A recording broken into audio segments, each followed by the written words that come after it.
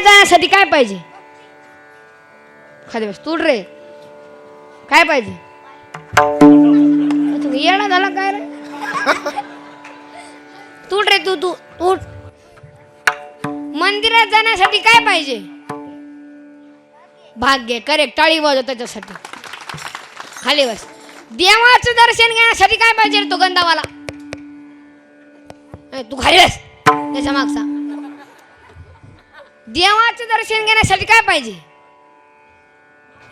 भाग्य पाहिजे. खाली बस. आणि दारात टाळा वाजवला माणूस सुद्धा भाग्यवान पाहिजे. म्हणून भाग्यवंत घरी भजन पूजन.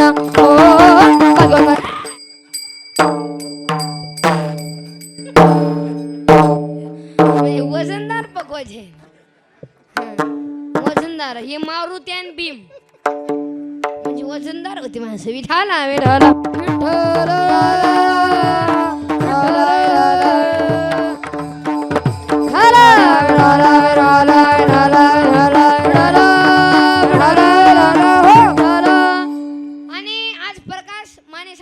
जाऊरकर महाराजांची तारीख घेतली.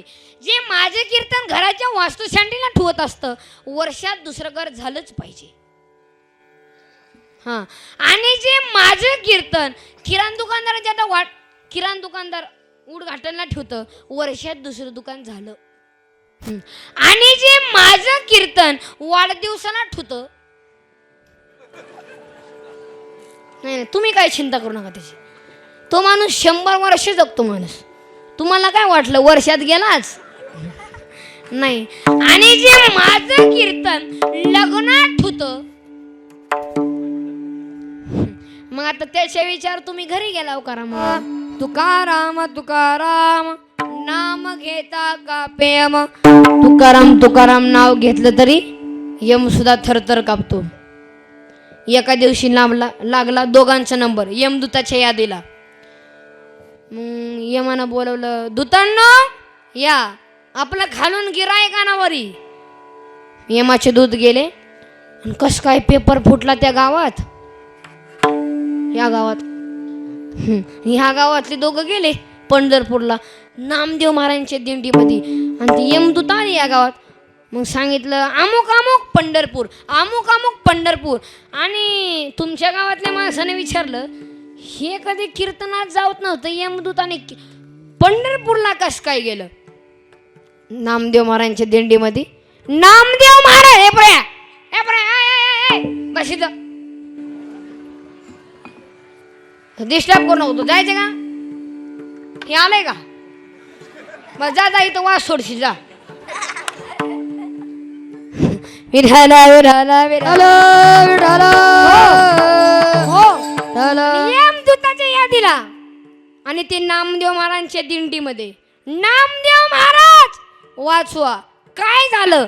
यमदूताच्या यादीला आमच्या दोघांचा नंबर लागले.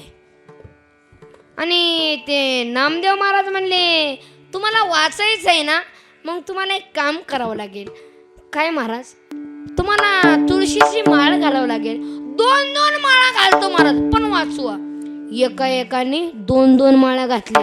माने साहेब एका एकाने 2-2 माळ्या घातल्या. हां पण मरायच्या भीतीला 2-2 माळ्या पत्ता खांद्यावर. आणि ते कधी जन्मात कीर्तन ऐकलं नव्हतं कधी प्रवचन ऐकलं नव्हतं आणि एकही तमाशा चुकवला नव्हता. पण मरायच्या भीतीला 2-2 माळ्या पत्ता खांद्यावर. यमाचे दूत आले. नामदेव महाराज म्हणले नवीन माळकऱ्यांनो ते आले मार का तुम्हाला मारायला. मग आता काय करायचं? आता पताकावर करा पताका. तुमचे पताकाचे बार यम पळते किंकर. परिणाम झाला यमदूत पळाले पण वाकरीपर्यंत. आणि तिथं यमाच्या दूताने मीटिंग घेतली. असं जर आपण पळून गेलो तर आपले मालक आपल्याला हाकलून देतील ना. परत चला तयारीनं. आता यमाचे दूत तयारीनं आलेले आहेत. नामदेव महाराजांनी पाहिल्याबरोबर त्या नवीन माळकऱ्यांना सांगितलं अय नवीन माळकऱ्यांनो आता ते तयारीनं आलेले आहेत. आता पताकावर केल्यावर भागत नाही. मग आता एकच करायचं आहे. तुम्हाला जगायचं आहे का? मग मरायसाठी मला घातले का महाराज? तुम्हाला मनापासून जगायचं आहे का? तेच काय बोलता महाराज?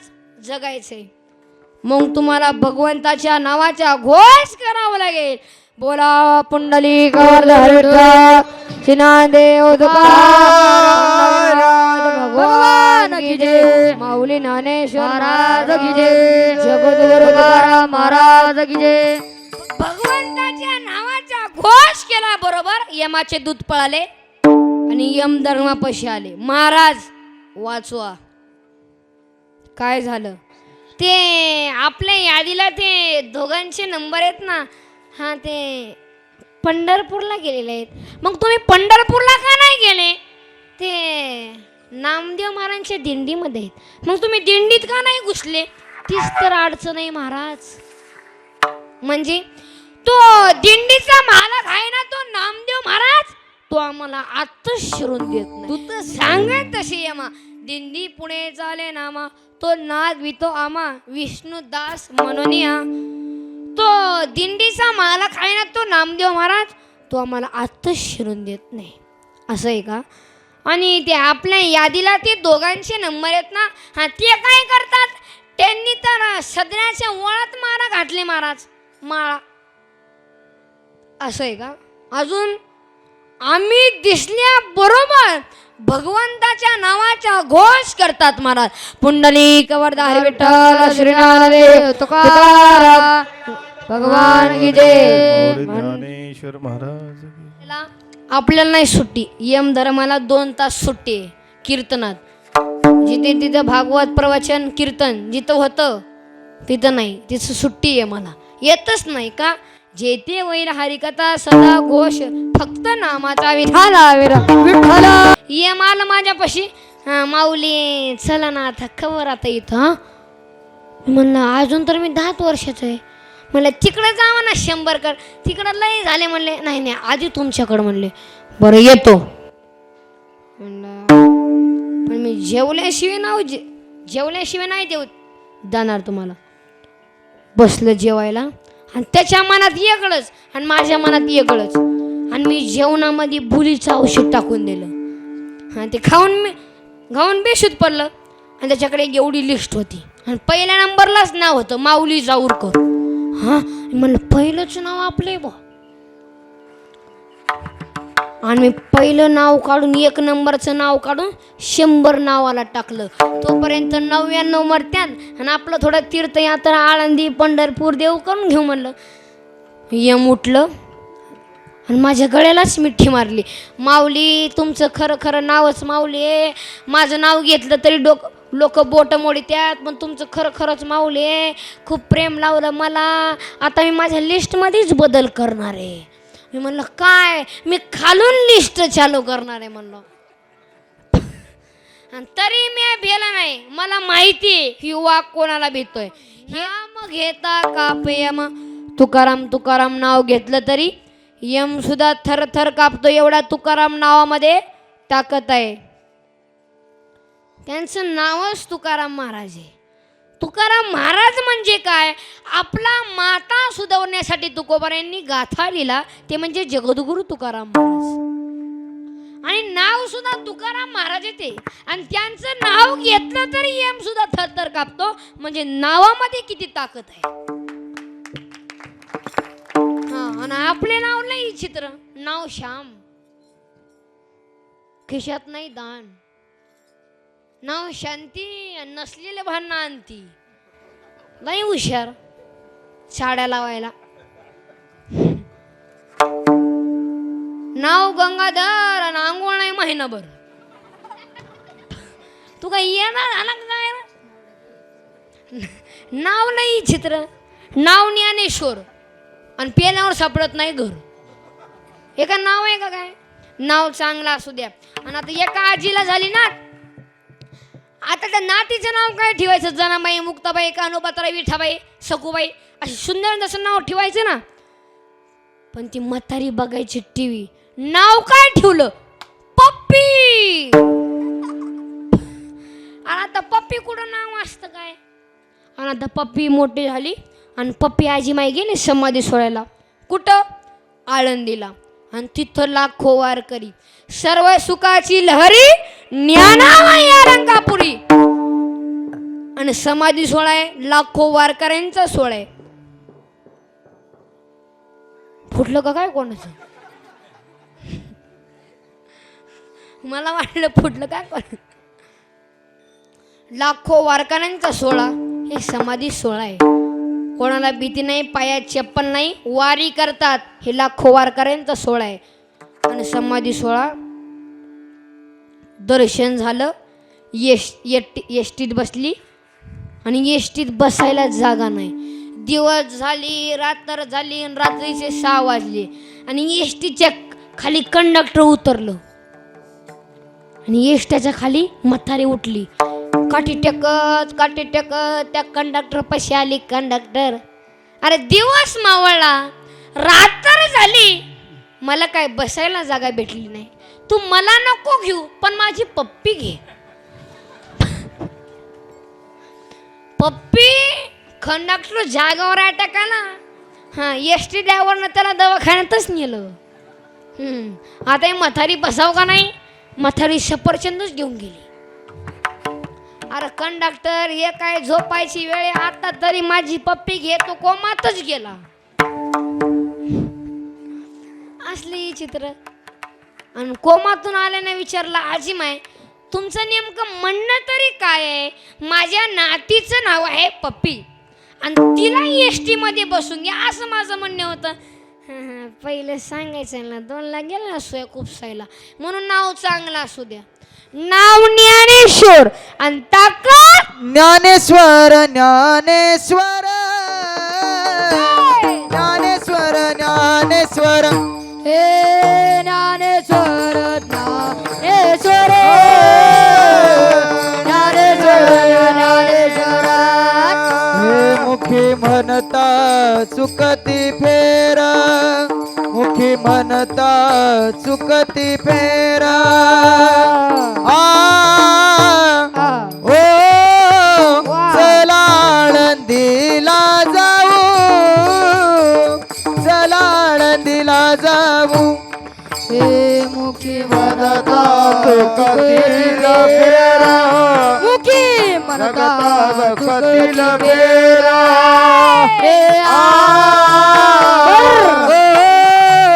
चला आळंदीला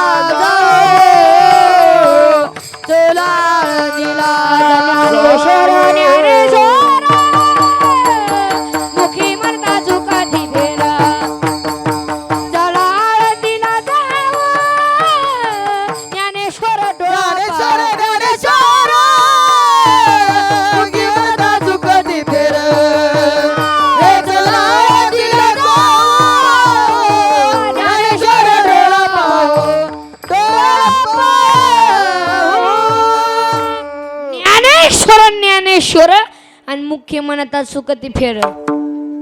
एवढी ताकद आहे ज्ञानेश्वर महाराजांच्या नावामध्ये.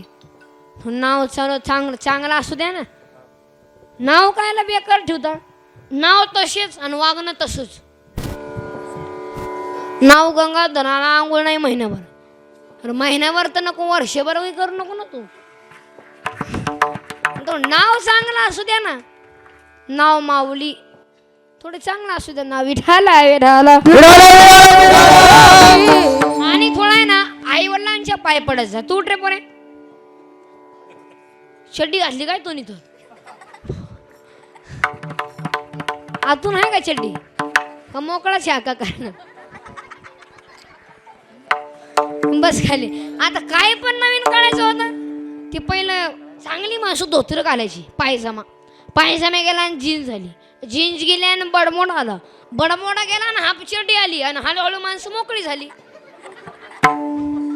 ही काय पद्धत आहे? धर्म नाही, क्वालिटी नाही, दर्जा नाही. ए प्रया उठ. तू आई वडिलांचे पाय पडतो का?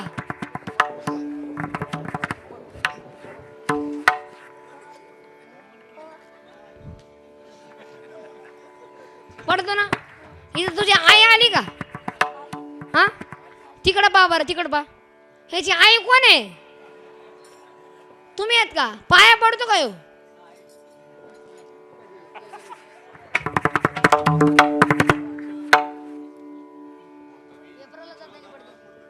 परीक्षाला काय झक मारायला पडतो बस खाली परीक्षाला जाताना हा आई माझा पेपर चांगला होते हा मी करेक्ट नापास होते मला येरी पडा ना पाया अरे आई देव हे आई वडील आहेत ना अरे ज्यांनी जन्म दिला आईला आपल्याला ते म्हणजे आई वडील अरे एवढा उपकार ठेवा ज्यांनी आपल्याला आई वडिलांना जन्म दिला आणि आपलं मोठं झाले की आई वडिलांना काठी घालून बाहेर काढते नाही शान तू रे आहे का आई वडिलांना किंमत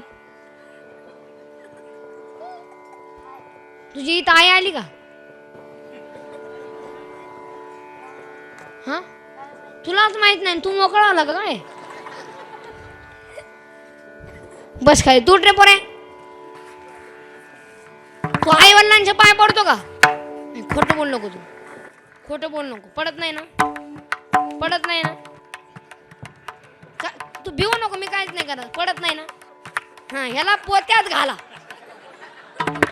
पोत्यात घालून मारलं पाहिजे आणि देवाच्या पाय पडतो का आकली आहे का तुला काही खाली बस आई वडिलांच्या पाय पडत नाही देवाच्या पाय पडतो आणि देव चोळून का देव भेटणार आहे का एक बसला देव चोळायला आणि कुत्रा आलं देव फेकून हाणला अरे तू काय देव सोडितो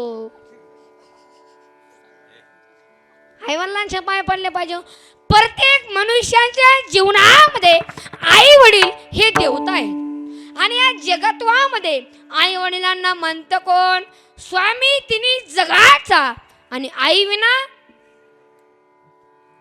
पुरुष म्हणे बोलत चला आई विना भिकारी अहो आलद्या रात्री उठणार कोण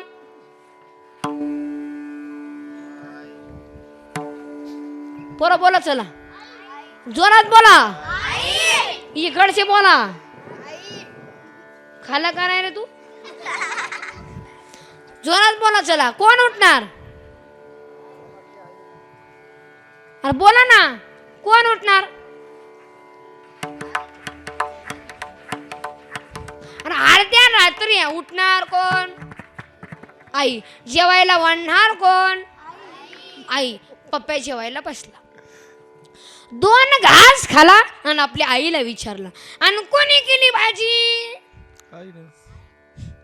थांब ना थोडं हे आपल्या दोघात चालूच नाही त्यांच्या दोघात चालू आहे मग त्याच्या आईनं काही बोललं नाही काही बोलावं तर पप्प्या होता चॅप्टर उठून जाईल ना एवढा भोरपाप कुठेच नाही पप्प्या पुन्हा आपल्या आईला विचारला कोणी केली भाजी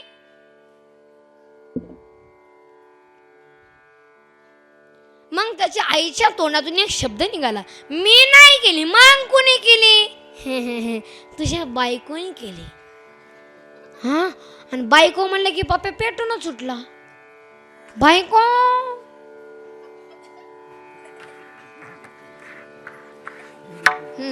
लोक दुकाना पुढची प्लॅस्टिकची बाई बघलं तरी लोक उभे राहतात प्लॅस्टिकचे का काय चित्र एवढंच आहे बायको म्हणते बायको काही काही जण आमच्या पुढे येतात बायको अशी नीट करून टाकेल मी म्हणलं थोडं बस हा तुझा बाप तसाच म्हणायचा तुझ्याकून मागे चड्डी फाट्यान पुढच्याला म्हणतो फाडून टाकेल मग ही कोण शिवी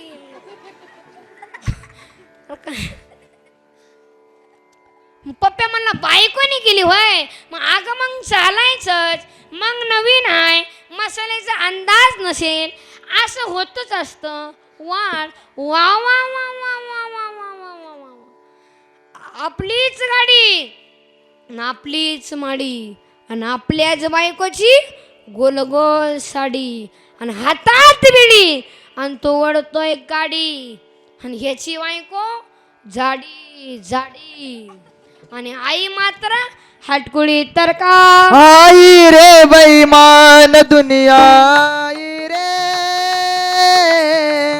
आई रे बैमान दुनिया आई रे बैमान दुनिया आई रे बैमान दुनिया आई रे हे आई रे बैमान दुनिया आई रे आई रे आई रे बैमान दुनिया आई रे बैमान दुनिया आई रे आई रे आई रे बैमान दुनिया आई रे हे माँ बाप को कोई नहीं माने हो माँ बाप को कोई नहीं माने और तुको बहुमान और तुको बहुमान हे आई रे बैमान दुनिया आई रे बैमान दुनिया आई रे बैमान दुनिया आई रे बैमान दुनिया आई रे बेईमान दुनिया आई रे माँ बाप को कोई ना माने औरत को बेईमान साधु संत को कोई ना माने हिजड़ों को बेईमान आई रे बेईमान दुनिया आई रे ह्या जगत्वामध्ये ना आई वडिलांना किंमतच नाही मानतच नाही कोणाला सध्या कोणाला किंमत आहे रे सध्या कोणाला किंमत आहे या जगत्वामध्ये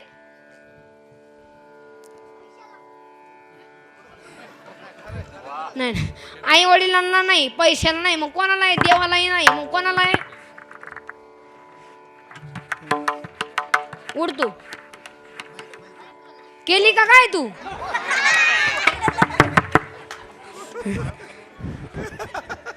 अय केली का काय एवढं लवकर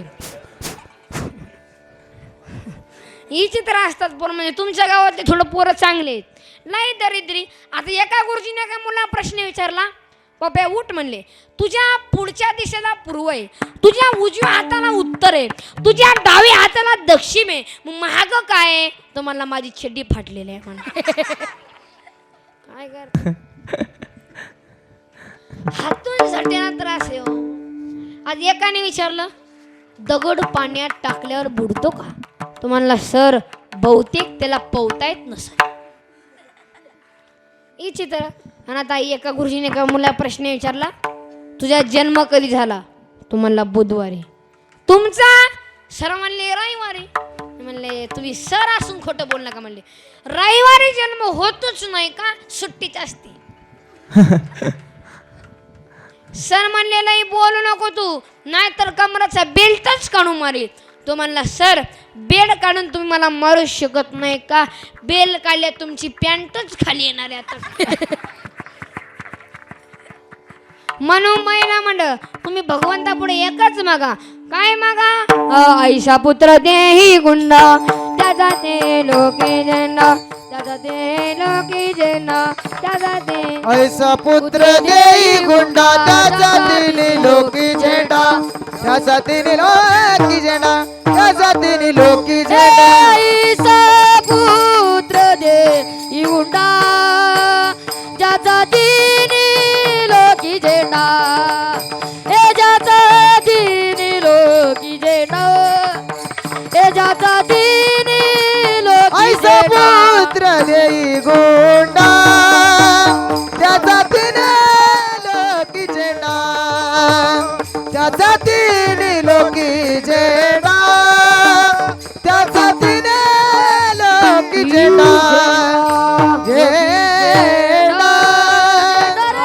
ऐसा पुत्र दे गुंडा त्याचा तिने लोकी झेंडा महिला मंडळ तिन्ही लोका झेंडा लागायला पाहिजे असं रत्न आपल्या पुढे जन्माला पाहिजे हे वजनदार पोरं असतात आता एका गुरुजीने एका मुलाला प्रश्न विचारला याचे तर असतात एकाने मला प्रश्न विचारला म्हणले वडलं की बारीक होतं म्हणले मी म्हणलं मला नाही माहीत मी म्हणलं दावा वडलं की लांब तर म्हशीला बांधायचं हे करेन्स वायर वडलं की लांब तर मी म्हणलं वडलं की बारीक होता मला नाही माहीत सोपं आहे बिडी